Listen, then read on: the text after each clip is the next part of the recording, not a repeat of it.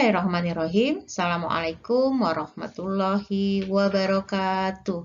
Alhamdulillah, hari ini kita bertemu lagi. Kali ini kita akan membahas materi tentang proklamasi kemerdekaan. Materi ini adalah materi kelas 9 semester 2 bab 4. Masih bersama saya Herlina Sumanti.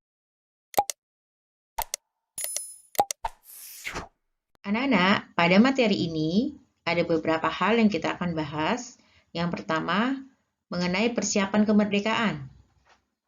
Nanti kita akan bahas tentang BPUPKI dan PPKI. Yang kedua, tentang peristiwa Rengas Dengklok. Ketiga, perumusan teks proklamasi. Yang keempat, proklamasi kemerdekaan Republik Indonesia. Dan yang terakhir, sambutan rakyat terhadap proklamasi kemerdekaan. Bagian yang pertama, kita akan bahas tentang persiapan kemerdekaan. Untuk mempersiapkan kemerdekaan, maka dilakukan pembentukan BPUPKI, Badan Penyelidik Usaha Persiapan Kemerdekaan Indonesia. Jepang berjanji akan memberikan kemerdekaan kepada bangsa Indonesia. Untuk itu, maka dibentuklah BPUPKI pada tanggal 1 Maret 1945. BPUPKI beranggotakan 63 orang dengan Ketua Dr. Rajiman Widyadiningrat. Setelah BPUPKI terbentuk, maka mengadakan sidang. Sidang pertama pada tanggal 29 Mei sampai 1 Juni 1945. Pada sidang tersebut, beberapa tokoh berpidato dan menyampaikan gagasan mengenai dasar negara. Di antaranya adalah Muhammad Yamin pada tanggal 29 Mei 1945 menyampaikan 5 gagasan dasar negara. Kemudian Mr. Supomo pada tanggal 31 Mei 1945 juga menyampaikan 5 gagasan negara Indonesia. Yang ketiga, Insinyur Soekarno 1 Juni 1945 juga menyampaikan tentang dasar negara Indonesia. Sampai sidang berakhir, belum ditemukan kesepakatan mengenai dasar negara Indonesia. Maka kemudian dibentuklah panitia kecil yang beranggotakan 9 orang yang dikenal dengan Panitia 9. Panitia 9 diketuai oleh Insinyur Soekarno dengan tugas untuk mengolah usulan dari anggota BPUPKI mengenai dasar negara Republik Indonesia. Setelah melakukan sidang-sidang, Panitia 9 menghasilkan Piagam Jakarta atau dikenal dengan Jakarta Charter yang ditandatangani pada tanggal 22 Juni 1945. Piagam Jakarta kemudian menjadi dasar bagi pembukaan Undang-Undang Dasar 1945 dengan sedikit perubahannya pada kalimat ketuhanan dengan kewajiban menjalankan syariat Islam bagi para pemeluk-pemeluknya untuk ditiadakan menjadi berdasarkan kepada ketuhanan yang Maha Esa. Sidang kedua BPUPKI dilaksanakan pada tanggal 10 sampai 17 Juli 1945. Sidang kedua membahas mengenai rancangan undang-undang dan bentuk negara. Bentuk negara hampir mayoritas peserta sidang menyepakati adalah bentuk negara republik. Kemudian, sidang juga membentuk panitia yang beranggotakan 19 orang dengan Ketua Insinyur Soekarno. Panitia 19 sepakat bahwa Piagam Jakarta sebagai inti dari pembukaan Undang-Undang Dasar. Kemudian dibentuk lagi panitia yang lebih kecil yang beranggotakan 7 orang diketuai oleh Mr. Supomo untuk merumuskan batang tumbuh Undang-Undang Dasar. Tanggal 14 Juli 1945, Panitia Perancang Undang-Undang Dasar melaporkan hasil dan tanggal 16 Juli BPUPKI menerima naskah Undang-Undang Dasar tersebut. Panitia Persiapan Kemerdekaan Indonesia (PPKI). BPUPKI dibubarkan karena sudah selesai tugasnya. kemudian dibentuk PPKI dengan Ketua Insinyur Soekarno dan Wakil Muhammad Hatta, dan sebagai penasehat Mr. Ahmad Subarjo. PPKI beranggotakan 27 orang bertugas untuk mempersiapkan pergantian kekuasaan dari pihak Jepang kepada bangsa Indonesia.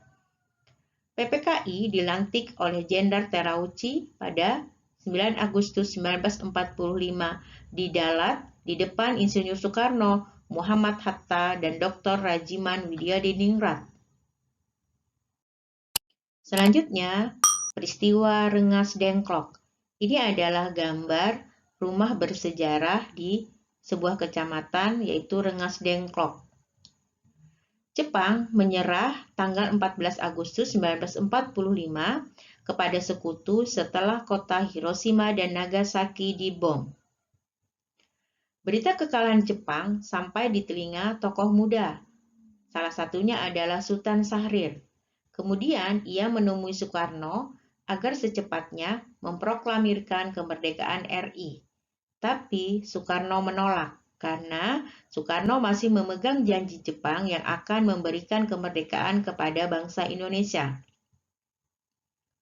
Tanggal 16 Agustus, tokoh muda seperti Sukarni, Hairul Saleh, Yusuf Kunto, Dr. Mawardi, Sudanko Singki, dan Dr. Sucipto berunding. Mereka kemudian menyepakati untuk membawa Soekarno-Hatta ke Rengas Dengklok agar terhindar dari pengaruh Jepang di Jakarta.